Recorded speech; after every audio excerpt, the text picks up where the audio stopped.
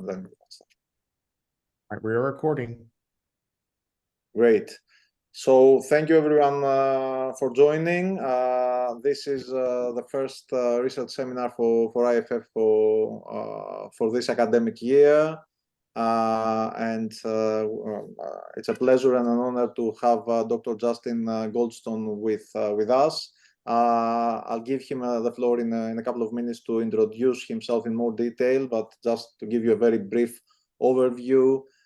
He's a professor at Penn State University, has a very large number of years of industrial experience working with various organizations. He's a very frequently sought speaker in events, including TEDx, and he has been working in metaverse-related research over the past couple of years.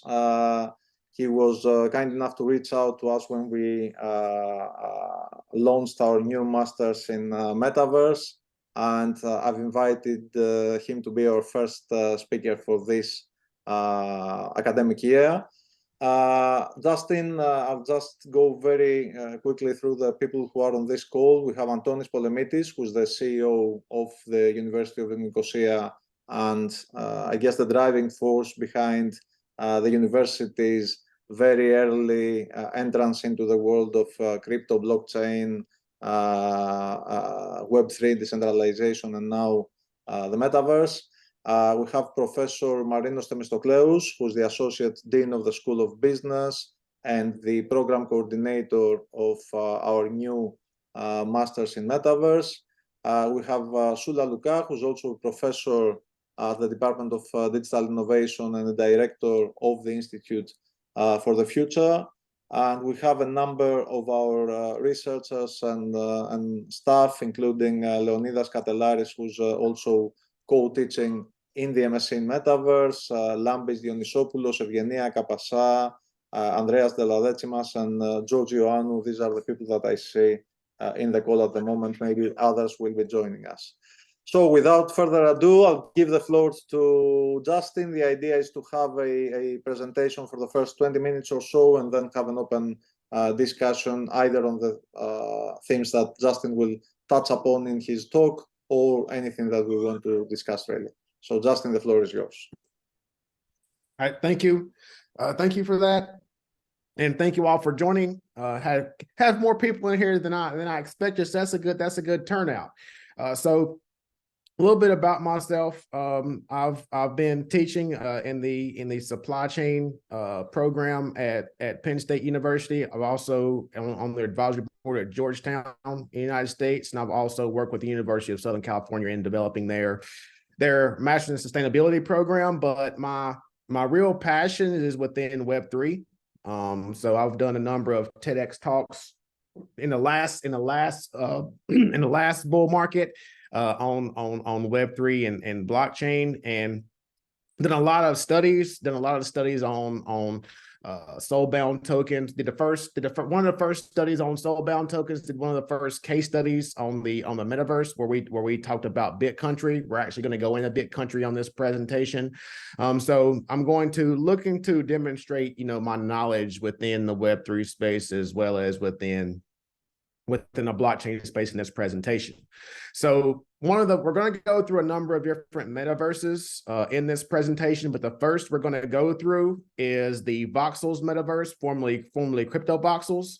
And before we go in, I do want to talk about the Metaverse Entrepreneurship, because that is going to be kind of the premise of this presentation, but pointing out some of the things that individuals can do from an entrepreneurship perspective is they can build within the metaverse. They can white label metaverse builds, which is essentially what I did within this metaverse. But one thing I've worked with leaders of organizations on, especially within the healthcare space as well as within the education space, is if they can token gate their metaverses. So one of the reasons why we chose Voxels is because the token gating capabilities, where within the metaverse program, you can actually token gate, where similar to your MOOC, you can token gate where only students can go into the metaverse, and then you can still present within the metaverse.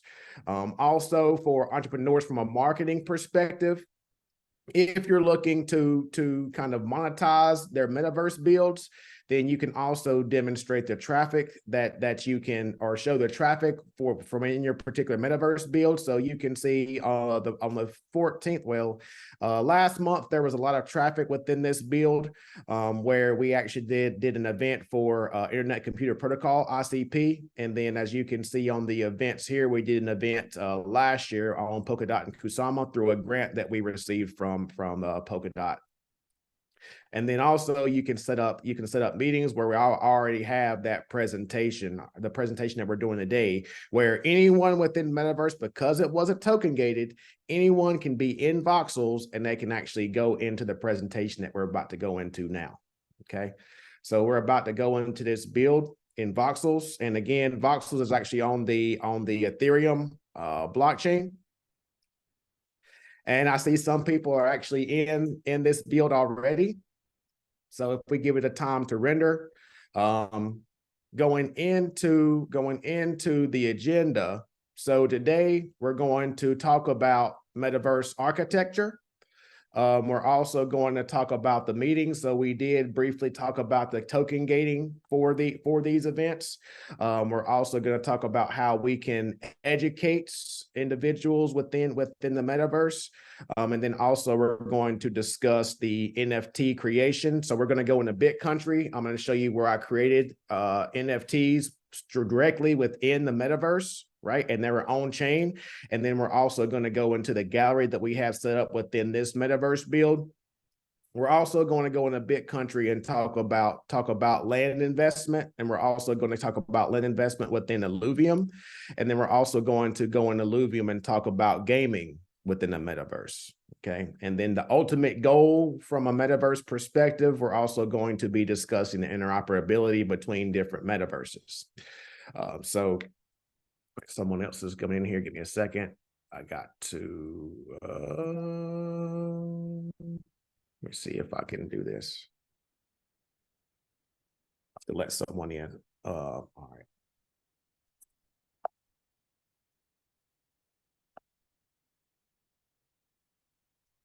All right, so within also within the metaverse, you can, so if you have your metaverse build, you can actually click an option, and then that's going to do an external link for a particular, if someone's sponsoring an event or something like that, right? So I have the Masters in the Metaverse where I promoted this within the metaverse here, and then also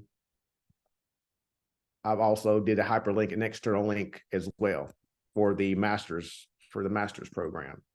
Okay. Also from an NFT gallery perspective, you can see a number of holders within the SidTech DAO metaverse hold a number of apes. So if you are an artist, you can actually show your artwork within the metaverse. So you can sell your artwork in a metaverse. You can hold events within the metaverse as an artist. But then also, if I go through the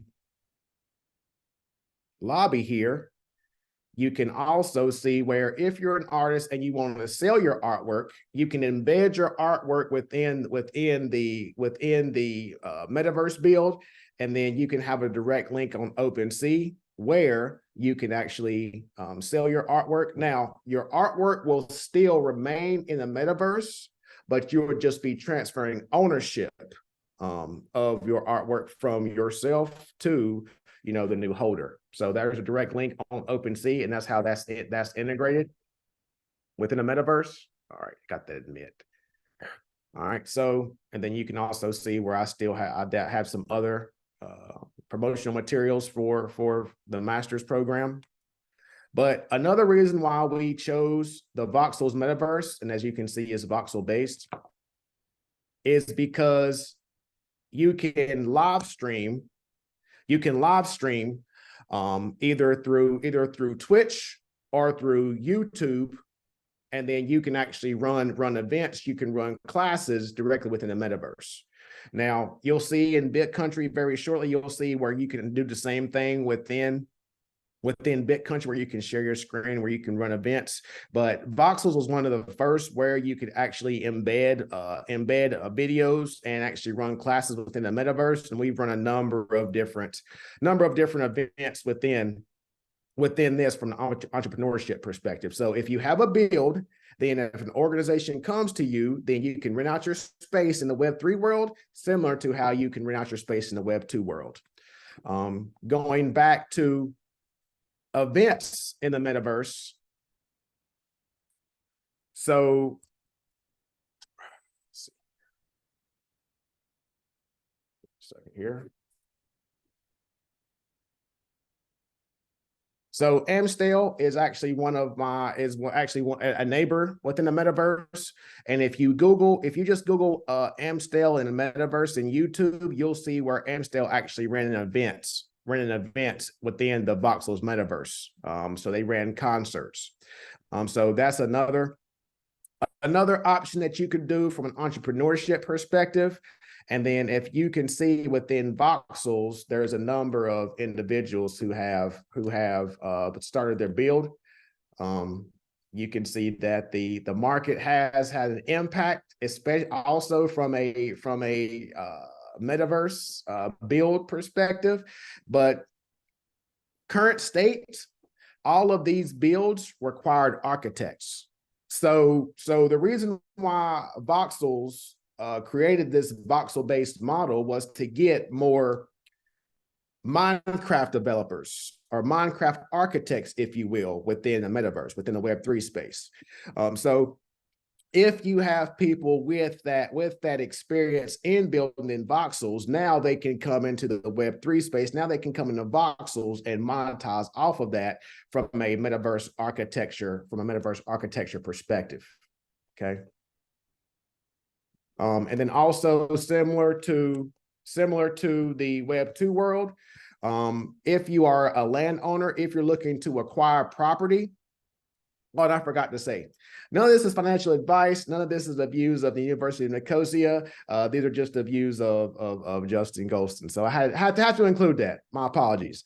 But so these lots here are more valuable. They cost more ETH than a normal property if you're more inland. So similar to the Web2 world, you're also going to have that consideration as well. So going back to, so that's voxels. And if you have any questions, you can just put those questions in the chat. But now we're going to go to different other metaverses. So we're first going to start into BitCountry. And as I said, I can click this link and then that takes me into a hyperlink. So I'm going to go on a BitCountry. So once again, BitCountry is a metaverse that's built on Polkadot and Kusama. If you're not familiar with the Polkadot and Kusama ecosystems, Kusama is the live testnet, if you will, that has value. So Polkadot, BitCountry, along with other projects within the Polkadot and Kusama ecosystem, they go on to Kusama first, test out functionality, try to break the application, try to break the system, and then they make adjustments and go to Polkadot. So currently BitCountry is on Kusama. They just won a parachain slot within Polkadot last Monday. So within here, BitCountry is different in that you own your own metaverse. So BitCountry on the Metaverse.network is a collection of different metaverses. So this SigTech DAO could essentially be seen as one metaverse. And I can have a space, so similar to how within Voxels, I can have a space, so I have a University of Nicosia space within BitCountry. And then similar to how I can live stream on Voxels, I can also create a meeting within BitCountry, and then I could also essentially share my screen. I can share my screen within the BitCountry, for example. So now I'm sharing voxels within the BitCountry metaverse. Okay, so that's how you would actually run meetings within BitCountry. That was just one example here. So now I'm going to end this meeting. But then also within BitCountry, because I have my own metaverse, a number of things are centralized within my metaverse. So for example, within my metaverse, I've actually had 2,600 near traded in NFTs within my own metaverse. So I've minted NFTs, I've sold NFTs, but because those NFTs are within my metaverse, if people buy those NFTs from me and sell them within the metaverse, I still receive royalties from that particular metaverse. For winter severe illness and death. Yes, they never had one. It's cold country. Never had one. That's the scariest thing. All right, somebody, let's see here. Who's? All right, somebody muted. Okay. I don't understand.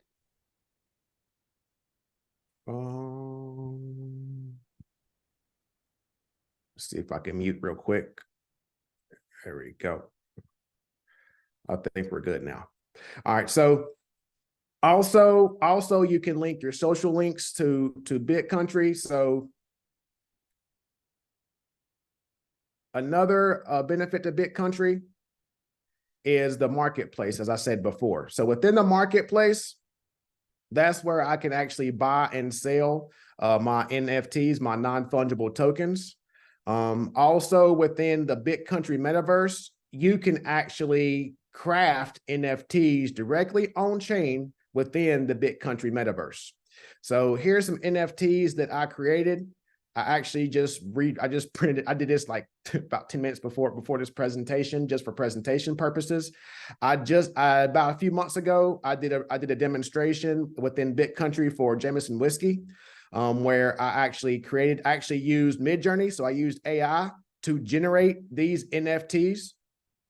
And then I minted those NFTs for presentation purposes for Jameson Whiskey on the metaverse on chain. I put them up for presentation purposes, but then someone went in and actually bought them. So that's just how you can actually create your own ecosystem, create your own gallery within your metaverse. Okay, so that's just one metaverse within the BitCountry, Polkadot, and Kusama ecosystems. And I think I might have lost my session. Let me go back in here. And then if you go into voxels, you can type in SITTech University, and then you can see a number of our builds. We've been taking advantage of the bear market and, purchasing plots from an investor perspective and providing a space for architects and developers to kind of test out metaverse architecture. So if we just give it some time, okay, got 5 more minutes. The next one is TCG World. I'm just checking to see how slow. There's a little lag here, so I have to run 2 different computers. Okay, so TCG World. TCG World is a metaverse built on the Binance Smart Chain. TCG World is built on Unity. So I'm sure that you go into the architecture and talk about the differences between Unity and Unreal Engine. So TCG World is built on Unity. And as you can see, all of the little green plots here within this metaverse map is individual owners, so investors that are buying individual property.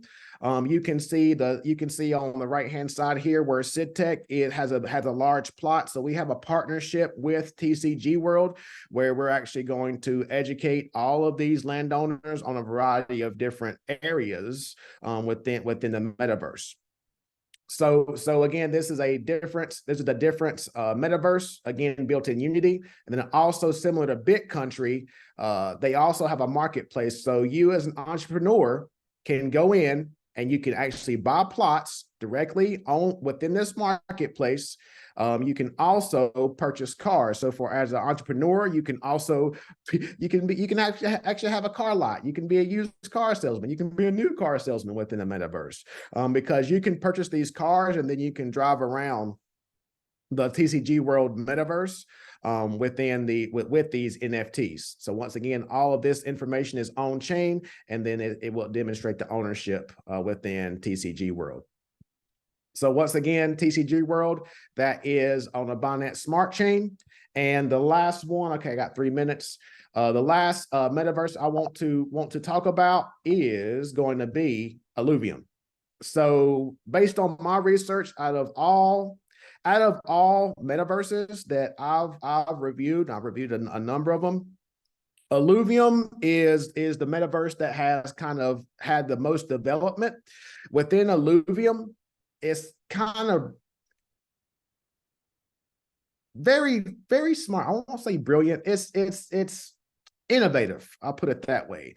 Where Alluvium has they have three different offerings. This fourth one, this is like NFT where you can purchase NFTs, but they essentially have three different offerings from a metaverse perspective. Where Alluvium Arena is a PvP, like a team fight tactics type approach. Alluvium Overworld is their metaverse, if you will, where you can explore a different metaverse. And then Alluvium Zero is more like SimCity, if you're old enough to remember SimCity, where it's more of a strategy where you purchase land, you will actually fuel resources. So you mine these resources, and then you also catch alluvials within this land, and then you sell the resources that you have created, right? That you generated from the land that you've purchased, and then you can also sell the alluvials in the form of NFTs. So in a way, it's a strategy, because in order to explore the Alluvium overworld, you actually have to use the fuel that you have to get from the owners of Alluvium Zero. And then once you catch the alluvials in the overworld, then you take the alluvials and then you fight those alluvials for ETH in Alluvium Arena.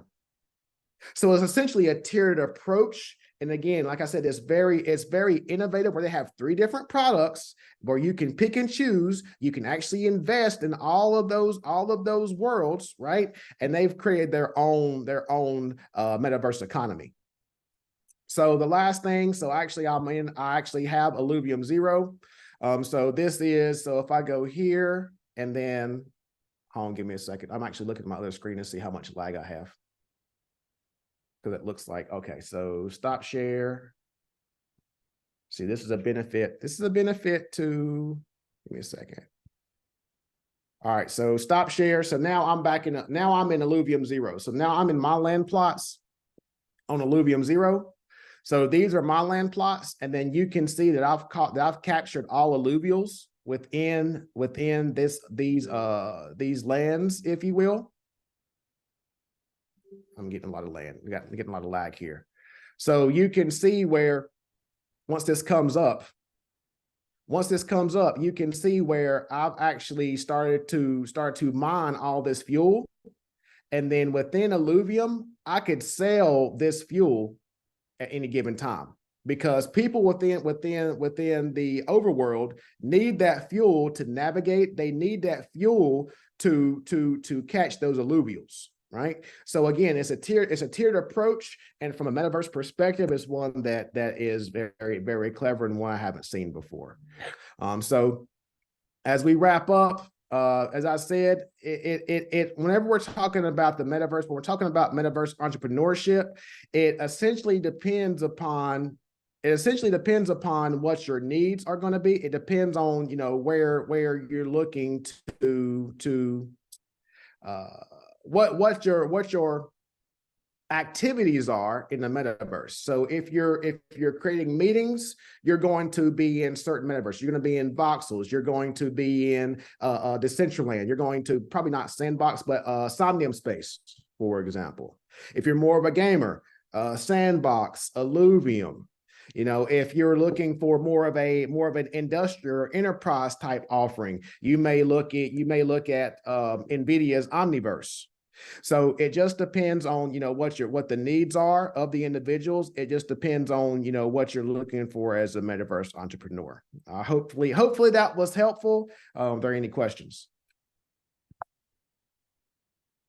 Thank you very much, Justin, for this presentation. You managed to go through so many metaverses in such a short time. I would never be able to do that. So thank you for that. I will take advantage of my position since I have the microphone now and ask you the first question, and then open up the floor to others. I would just like to say, because many people joined the call after we started, if someone asks a question, please say who you are first and what your position is in IFF. So my question is the following. I'm an educator, right? And I'm interested in how metaverses could be used for educational purposes. Since I guess you've done lectures and seminars and you know, learning-oriented activities within metaverses, can you share with us your insights regarding, you know, the pros and cons of using metaverse as an educational tool from a pedagogical perspective? So to say, what works, what still needs to be done? I would love to hear your thoughts on that. Thank you. Yeah. So that's a great question, and that's essentially why we built that build, you know, in CITTech University, where it's more of an experiential, you know, research, where I actually taught the last 2 semesters at Penn State in the metaverse. And what I found was there was increased engagement within the metaverse because the students had their own avatars. They were more apt to speak up. They were more apt to ask questions they would not be asking in a traditional classroom, right? You know, similar to how we have a video on right now. Some students won't ask questions like that, but they'll ask questions as an avatar, you know, with a different name that they wouldn't ask if they're on a Zoom call. So the engagement from a student perspective was actually increased. Also, the ultimate goal for, you know, the whole CITTech DAO was to democratize education, to have education available for everyone. You know, I have a number of peers at USC, I have a number of peers at MIT, at Princeton, and I said, okay, you can be a top tier professor at Princeton at the Ivy League. You might, you know, you'll make, you know, low 6 figures. You're the top in your industry. You're going to make low 6 figures. You can go in everyone knows you. You can go into the metaverse. You can mint NFTs for $10, $20 a piece. And now you have thousands of people that you're teaching the same exact content you're teaching at Princeton in the metaverse, and you can teach it 2 or 3 times a week. So now you're making 4 or 5 times what you're making as a you know, within academia. And again, from a researcher perspective, I have not gotten a single pushback from researchers. They said, Justin, when is this going to be ready? Because they want to make a difference. They're going to make a greater impact in the metaverse that they're going to make at an institution that you have to pay $80,000 to attend, right? And I mean, we've seen, you know, the outputs of the MOOCs. Everyone was, you know, positive about the MOOCs, but the people who should be taking the MOOCs aren't taking it. And the ones that are taking the MOOCs from the Ivy Leagues, from the MITs, from the Stanfords, are the ones that already have graduate degrees, that already have higher education degrees. I'm one of those, right? Where if you're going to give me free education from an Ivy League, I'm going to take it, right? So I think that the metaverse provides a different outlet where you're going to get more engagement as compared to the MOOCs of these schools just throwing up, you know, regular lectures on YouTube, if you will. Does that answer your question? Yeah, absolutely. Thank you. Let's open the discussion. I don't think we need to raise hands. We are a few of us, so just feel free to turn your microphone on and ask a question if you have. George. Yes, Ilya. Hello. Yes. First of all, many thanks, Justin, for this excellent presentation. So my name is Ilyas Yosif. I am a assistant professor at the university, coming from a technical background. So my questions will have this orientation. We have seen numerous systems. So the first question is if there is a common design pattern in their architecture as software systems, and related to that, how one can characterize those systems and compare them, rank them, if you like, according to high-level decentralization degree, which of course relates to the first part of my question about the architecture. Thank you very much.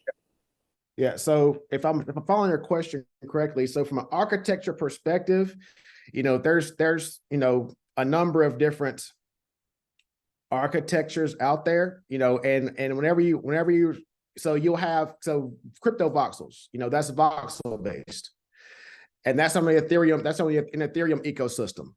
Alluvium is actually on Unreal Engine. They're in the Ethereum ecosystem, but they're actually on a layer 2, where they're creating gasless transactions on a mutable X, right? So voxels and Alluvium are in the same ecosystem, right? Although Alluvium is a roll up, but they're in the same ecosystem, but they're two different architectures, if you will, right? So the architecture is going to depend on the metaverse. It's similar to these projects where some are going to choose Binance, some are going to choose Ethereum. It just depends on what the needs of these metaverse creators are going to be. That answer your question? Yeah. Yeah, it just depends on the needs. And even given this diversity in the ecosystem, is it possible for one to assess more or less a decentralization degree related to the architecture and say, hey, this score characterizes, let's say, the decentralization of this architecture, and compared to that architecture, we have an advantage because this is more decentralized from an architectural point of view than the other? Is this possible according to your understanding and experience? It's possible, and I never thought about that. That's actually a good. You know what? That's a case study right there. Reach out to me. We're gonna have to do that one. But yeah, I mean, I think that's as possible. It's not something that's been done before. That's a good case study.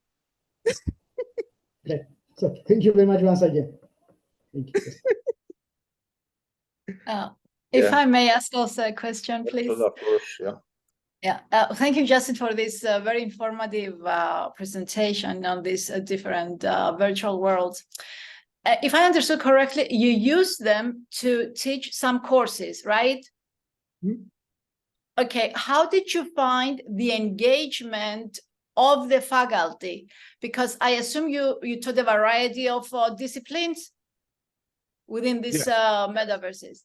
And did you have a hard time engaging the faculty that were going to teach these courses? And did you try to identify their needs for training before that? I mean, how did you do that? Yes. So current state. So if you Google Morehouse, Google Morehouse College, they're actually able to pull it off, where like the hard sciences, that's very difficult. I have not found a way, like, biology, chemistry, those hard sciences. I haven't found a way to do that, but Morehouse College is able to pull it off. So they developed a proprietary metaverse. If I remember correctly, I think they received a grant to actually develop that. But I'm more in a business type area, computer science type area, where that's a whole lot. Those people are technically savvy. They understand it. So it's going to be easier for them to onboard. Okay. Yeah. But now, we all believe, for example, that in the medical school, such systems, they could be very helpful. So if we were to engage, let's say, the doctors that are teaching within these courses and how to carry out all these different surgeries, has anything like that been done? It's been discussed. Okay. It's been discussed. And so there's one of my peers, he actually teaches at Penn State Hershey, and he's a urologist. So he said before all this came in, He said we were sitting behind a wall with a little remote control, and we're performing surgeries, you know, with the remote control. So like when we're talking about AR and VR, he said from a medical perspective, we've been doing that. He said it just needs to somehow transition into the metaverse for training purposes. Right? Okay. Yep. They're not that from what I've found based on my research, that hasn't happened yet, but it's going to be an easy transition because they've been doing those types of things in the medical space now. I mean, beforehand. Now, I don't know what the legalities of that is going to be to move it into the metaverse, right? But I think that's once they iron out the legalities of that, you know, and what you can do in the metaverse, I think that's going to be an easy transition because they've actually been doing that now. You know, with the AR and VR, they've been doing that in the medical space. So it'll be an easy transition. We just got to figure out the legal. Thank you. Thank you. Dr. If there is Goldston. no- Oh, no, sorry. If you want to Go say. ahead. Go ahead. Yeah, I would just like to thank you very much, of course, for this presentation as well. I'm a research assistant here at the IFF.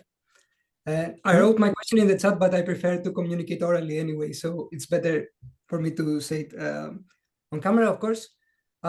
So when I think of the metaverse and its future, what you said about minting NFTs on chain on the metaverse, to me that sounded very interesting because when I think about future products and services, they seem like a self-functioning metaverse like this seems what it should be, if that makes sense.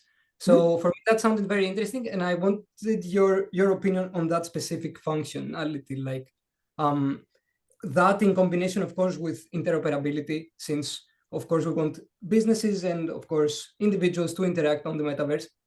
Do you think that's an important functionality, or focus should be given elsewhere, if that makes sense? I think it depends on the individual, to be honest. So similar. So I mean, if you all are familiar with FriendTech and what's going on with FriendTech on base ecosystem, you know, where they're trying to bring Twitter on chain on base, you know, so you've seen where the token value of an individual on chain increases and decreases, right? So for those influencers, this on-chain single metaverse would be important, right?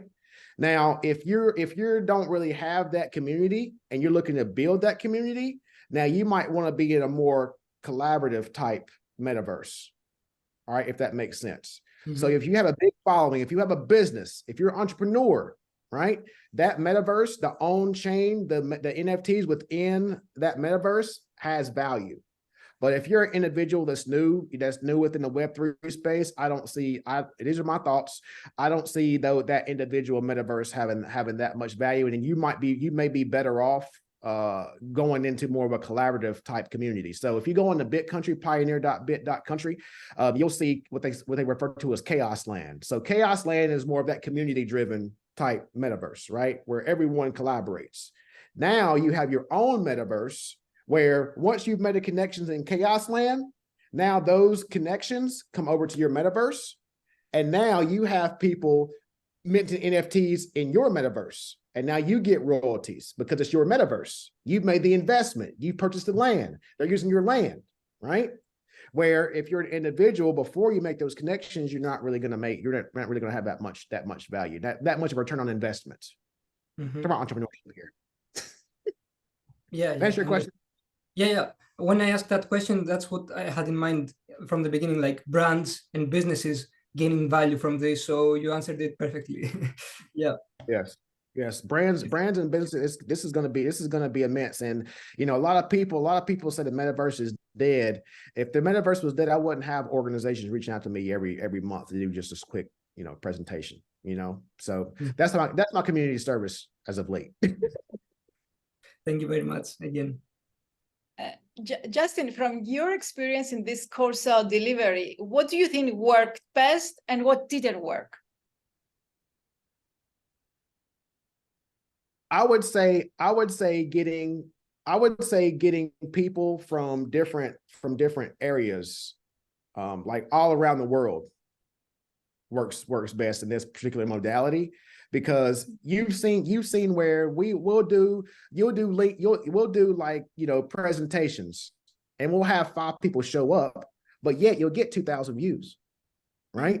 I don't think that goes away, but just because of the environment, I think you're gonna get more people in there because they can collaborate more in real time, right? Now, what doesn't work best? What doesn't work best is we actually experienced it. It's like the infrastructure. Ultimately, the infrastructure is not there. It's laggy.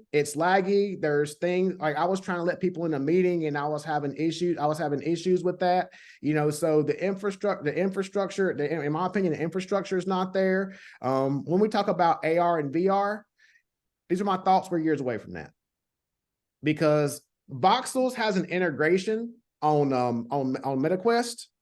It crashes left and right.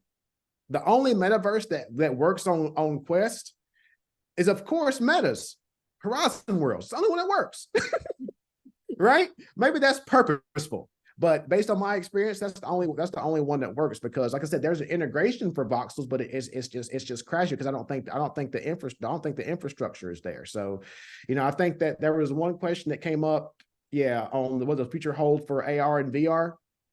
It's not there at this given point in time. I can't tell you when it's going to get there. You know, the hardware aspects, and they're really not my specialization. You know, it's more the metaverse, but I think that what doesn't work is what people are describing. We're not there yet. Did that answer your question? I agree with you, actually. Yeah. I think we have something else in our mind, and then we see something else. Yeah, but it's actually, I mean, it's the same thing as AI, in my opinion. I love AI, but all the use cases people are talking about AI, it's like, I'm a tech guy. I'm like, that's not possible. Not right now. But, you know, I think we have to, and that's why I love Nicosia. Y'all are at the foundation of all this. And if we start to collaborate and start to build this out, you know, once the infrastructure gets there, you're gonna be at the foundation of it. And all of these organizations that are developing these, I mean, just look at the MOOC you had. You had the top names in the Web3 space. You couldn't get anybody else. There was no one else to get. So, you know, hats off to you all on that. I still don't know how you pulled that one off, but, you know, that's what you have to keep pressing, because, like, these people are still, I'm connected in the Web3 space, within the metaverse space. These people are still building. A lot of people are very quiet in what they're building. So, and that's why I still continue to, you know, collaborate, especially like right now is a perfect time to collaborate with these people in the metaverse, with these builders, with these developers, right? Because once this metaverse takes off, once this bull run happens, you're not going to be able to reach out to these people. I've experienced it. That's from my experience. So. Thank you. All right. So there was one note.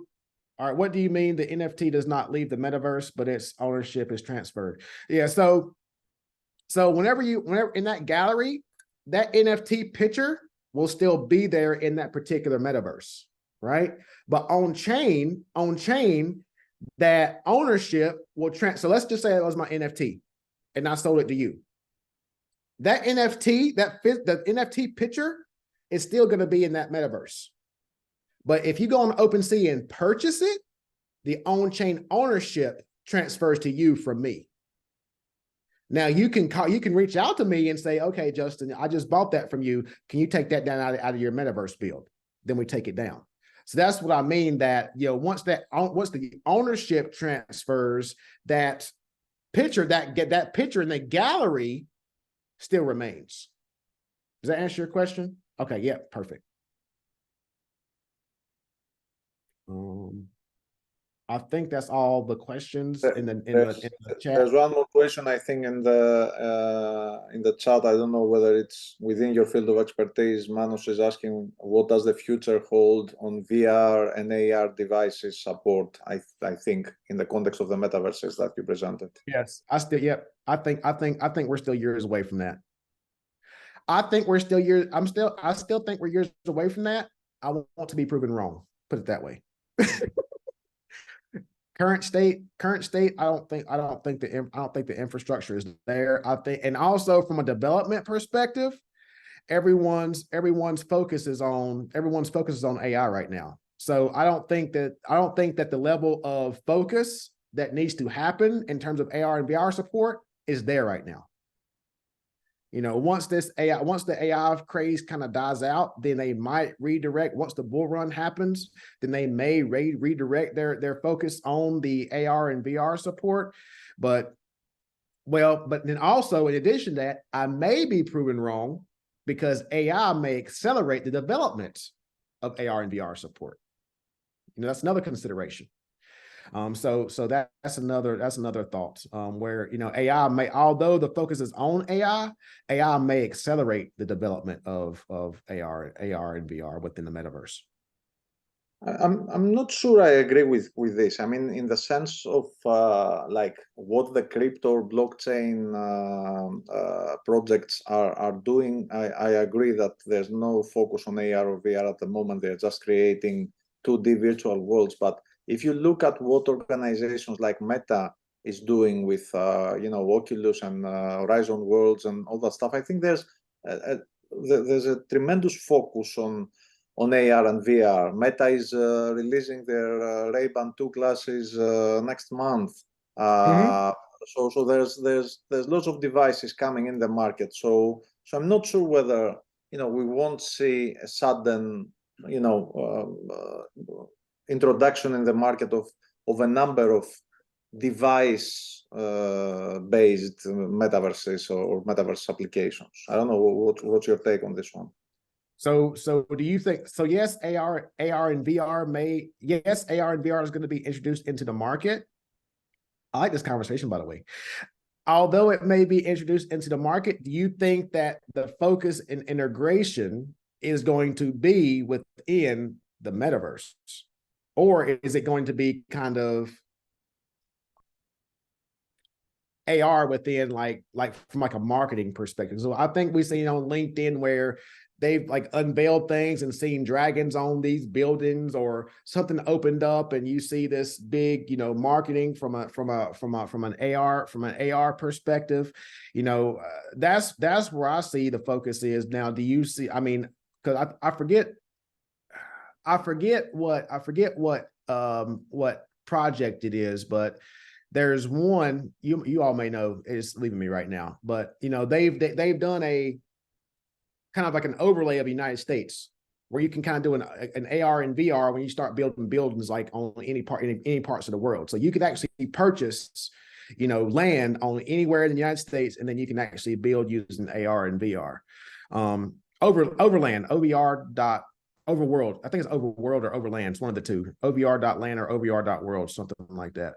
But where they're actually implementing AR and VR, you know, in that. So yeah, to answer your question, I'm just curious to say, yes, although those tools are coming out, will their focus, so yes, Horizon Worlds, but they're only focused on Horizon Worlds, or are they going to also integrate the AR and VR within these other tools and essentially their competitors? You know, so that's just. No, I guess they want to build a walled garden around their ecosystem. So it's going to be only Oculus and Horizon Worlds and Ray-Ban glasses and all that stuff. But I mean, they have access to like 2 billion people. So maybe, you know, they will be able to drive adoption more than any, you know, voxels or Decentraland or Sandbox or Somnium or all the other projects would be able to do together. I don't know. Yeah, but see, I'm not a Horizon Worlds fan. I'm not a Meta fan. Just put it out there, but it's not too bad. It's actually not too bad. So yeah, I'm curious to see. I'm curious to see, because that will be the one. I agree with you. That will be the first one that will integrate and actually will kind of set the stage on where this whole metaverse thing goes. Although it's centralized, you know, what they develop is going to set the stage on where this goes, because like you said, they had the people, they had the infrastructure, and they had the war chest. Yeah. And as Manos is saying in the chat, Apple is also doing the same thing. And I mean, from my experience, I've tried to navigate myself and enter all these so-called metaverses.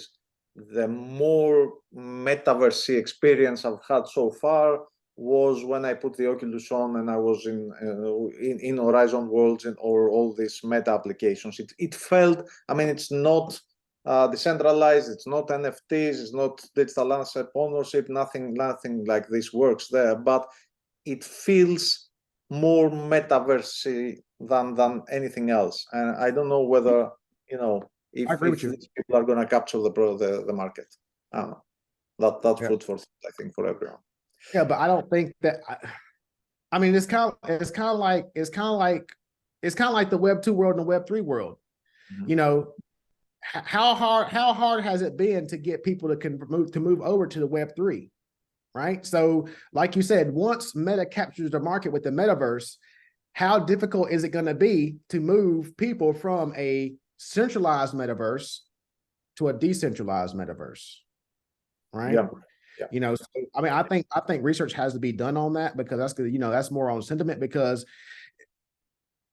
whenever you try to explain crypto to people, they really don't get it, and they continue to dismiss it, right?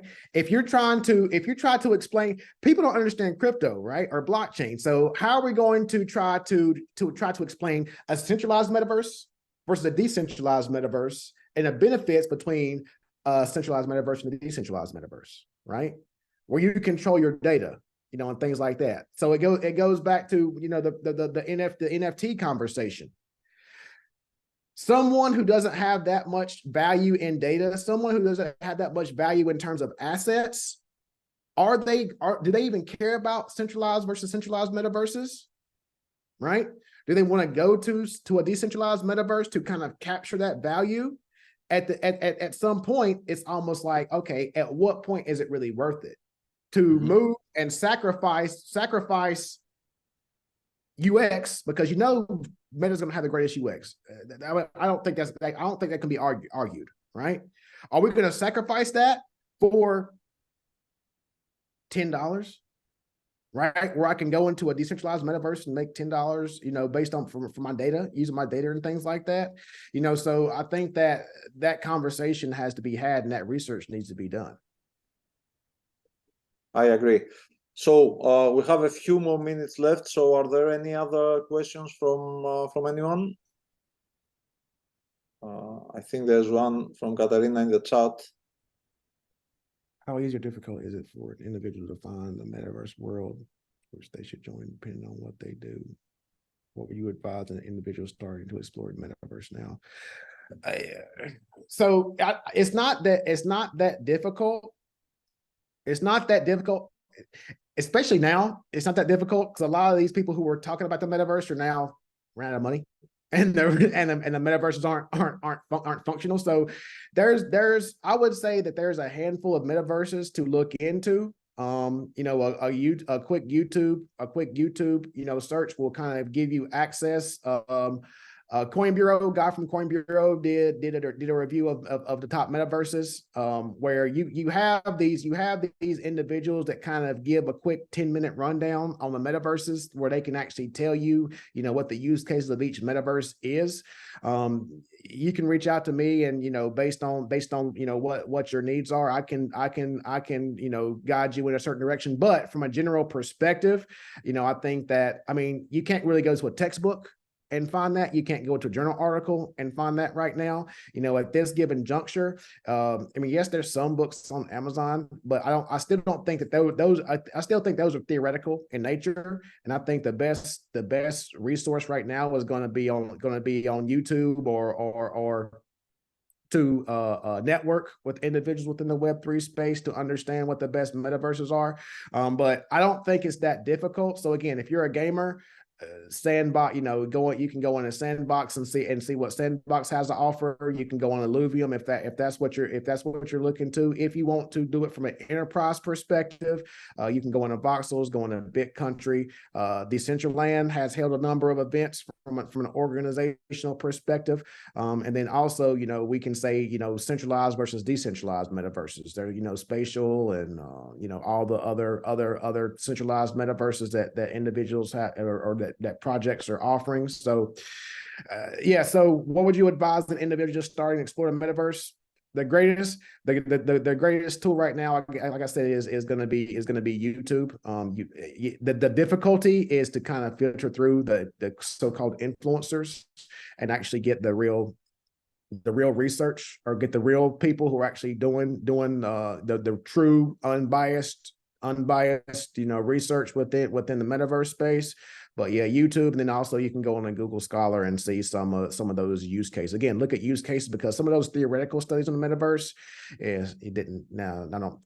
again, these are my thoughts. But yeah, some of the case studies on the metaverse, there's about 4 or 5 out there, will give you insights if you want to get, you know, kind of go down a rabbit hole from a metaverse perspective. Super. Thank you very much, Justin. I think we are just on the clock, so I think we can wrap it up here. Thank you very much for this very interesting presentation and very lively discussion. I think you gave us lots for food for thought, and we're looking forward to seeing you in one of our classes in our MSc in Metaverse program. We'll be in touch. Absolutely, I appreciate it. Thank you very much. Thank you, everyone. Bye-bye. Thank you. Bye-bye. Bye, everyone. Bye. Thank you very much. Thank you.